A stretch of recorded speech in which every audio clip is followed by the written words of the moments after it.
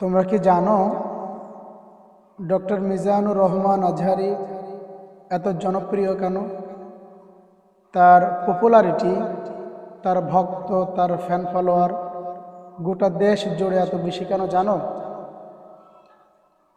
তিনি যে এত জনপ্রিয় বা এত পপুলারিটি, তার কয়েকটা কারণ আছে।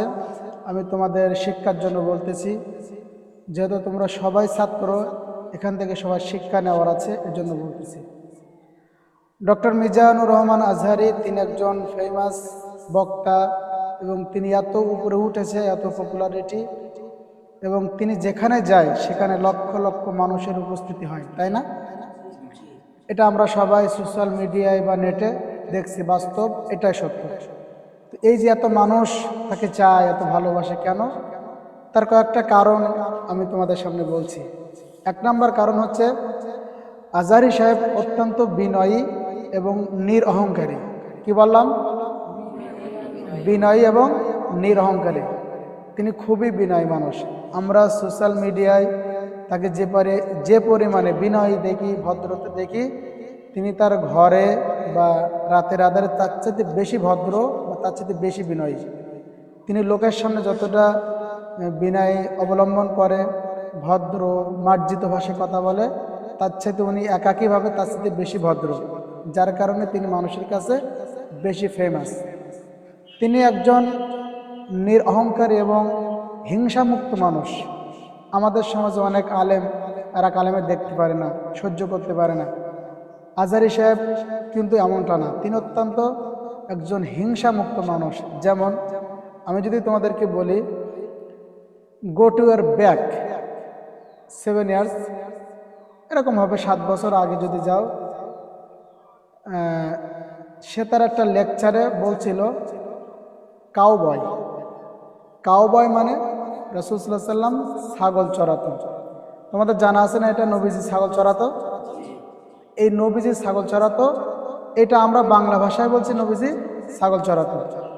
তো এটা যদি মিডল ইস্টের বা ইউরোপ, আমেরিকা, ইংল্যান্ড এই দেশের মানুষ বলে, তারা তো ইংলিশটি বলবে, ইংরেজিতে বলবে। তারা কি বলবে?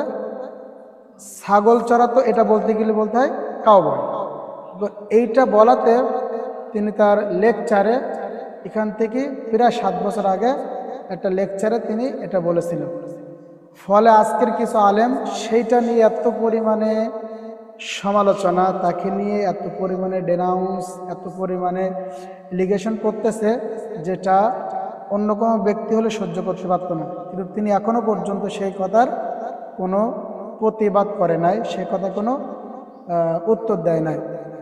ইভেন যশোরে যে আমাদের ডক্টর মিজানুর রহমান আজহারি আসছিল, সে একটা আলোচনায় বলছিল যে তার একটা প্রসঙ্গে যে একদল খেয়ে চলে গিয়েছে আর একদল খাওয়ার জন্য প্রস্তুত, এটা নিয়েও ধুম আলোচনা হচ্ছে, তাও সে কিন্তু কোনো প্রতিবাদ করে নাই।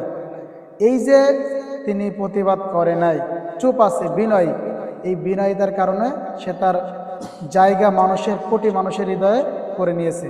আর তিনি মানুষের কাছে হিংসা করে না। এজন্য তার একটা বিখ্যাত ডায়লগ আছে এরকম যে, হেরে যাবে ওদের হিংসা আর ষড়যন্ত্র, জিতে যাবে আমাদের ভালোবাসা। এটা হচ্ছে 1 নম্বর কারণ। 2 নম্বর কারণ আজহারি সাহেব জনপ্রিয় হওয়ার কারণ আর একটা হলো, তিনি তার ভাষা এত সুন্দরভাবে বলে, তার বলার ক্ষেত্রে তার প্রোনাউন্সিয়েশন, তার মুখের উচ্চারণ, তার বলার স্টাইল, তার ক্যাপাবিলিটি এত সুন্দর, যার কারণে মানুষের ভিতরে, বিশেষ করে যুবকদের হৃদয়ে তার ভাষাগুলো আকর্ষণ করে, তার বলার স্টাইলগুলো মানুষের মন কাড়ে, এই কারণে তিনি জনপ্রিয়। এজন্য আমরা তোমাদেরকে বলতে চাচ্ছি এটাই, যে যদি বড় হতে হয় তাহলে ভদ্র হতে হবে, মার্জিত হতে হবে। আমাদেরকে কোনো কথা, কেউ আমাকে নিয়ে বাজে মন্তব্য করুক আর যাই করুক, তার রিয়াকশান করা যাবে না, ওটা চুপ থাকতে হবে, ধৈর্য সহকারে মেনে নিতে হবে। আল্লাহ পাক আমাদেরকে তাহলে বড় করবে। আর আমরা যদি মানে হট টেম্পারি হই, অহংকারী হই, তাহলে আমাদের পতন এটা নিশ্চিত। আমরা আমাদের জীবনটাকে সুন্দর হোক, আমরা কি চাই না? অবশ্যই আমরা চাই। এবারে আমাদের জীবনটাকে গড়ে তুলতে হবে।